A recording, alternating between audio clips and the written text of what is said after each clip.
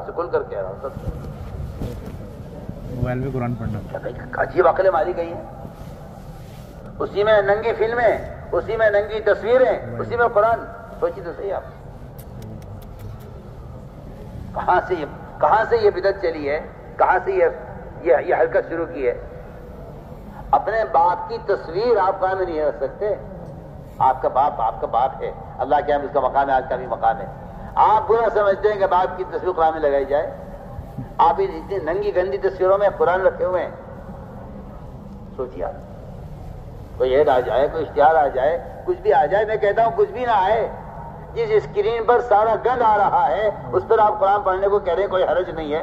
میں تو سمجھتا ہوں کہ اگر دلوں سے قرآن کی عظمت ختم ہو چکی ہے تو کوئی حرج نہیں. آپ جو چاہیں کریں، جہاں چاہیں سر پھوڑیں. سیدھی بات. نہیں کیا مصیبت پڑی ہے، کیا عذاب آیا ہے. ارے آپ قرآن لے کے بیٹھے ہوئے ہیں، بس میں، ٹرین میں، ہر مسلمان دیکھ رہا ہے قرآن پڑھ رہے ہیں. آپ کا قرآن پڑھنا سب کے لیے قرآن کی عملی دعوت بن رہا ہے.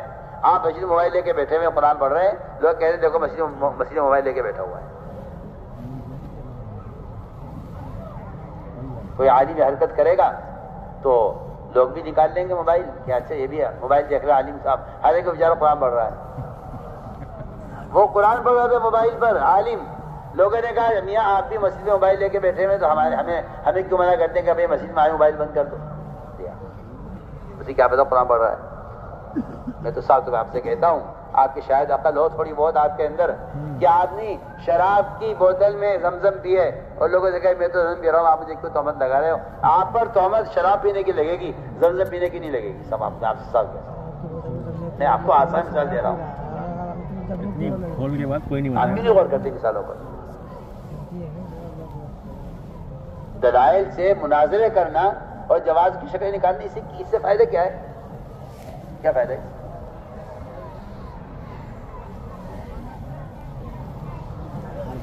میں بہت تاکید سے کہہ رہا ہوں، آپ ٹرین میں ہو یا بس میں ہو، آپ سفر میں ہو یا گھر میں ہو، آپ قرآن کھول کر دیکھ کر پڑھیے. اس کے علاوہ اور کوئی طریقہ قرآن کی تلاوت کا نہیں ہے.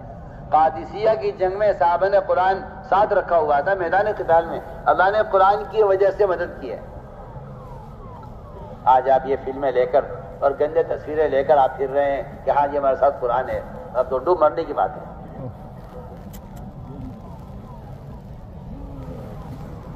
اور قرآن کی کو دیکھ کر پڑھنا نہ فرض ہے نہ واجب ہے. اگر آپ کے پاس قرآن نہیں ہے اس وقت تو آپ بغیر دیکھے قرآن پڑھ لیجیے، آپ سورہ اخلاص پڑھتے رہیے، آپ کو تلاوت کا اجر ملے گا. کیا ضروری ہے کہ نہیں جی قرآن نہیں ہے تو موبائل میں پڑھے؟ کیوں کیا آپ کو کیا موبائل سے پہلے آپ کیا کرتے؟ اگر موبائل کے آنے سے پہلے قرآن اگر آپ کے پاس نہیں ہوتا تو آپ کیا کرتے تھے؟ بتائیے آپ کیا کرتے تھے؟ خامخواہ کی باتیں.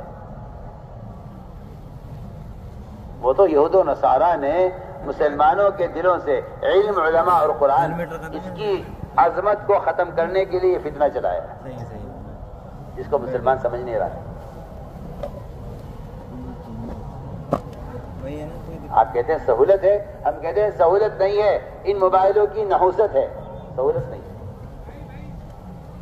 اللہ نے ہر چیز کے لیے برتن بنایا ہے.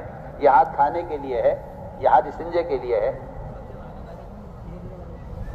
ہاتھ اللہ نے تقسیم کر، انگلیاں تقسیم کر دی ہیں. یہ انگلی تشہد کے لیے ہے.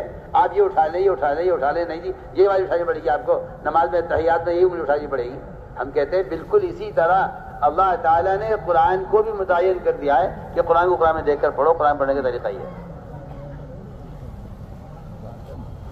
اس لیے ہم تاکید سے عرض کر رہے ہیں کہ ان اعمال کا خوب اہتمام کرنا ہے.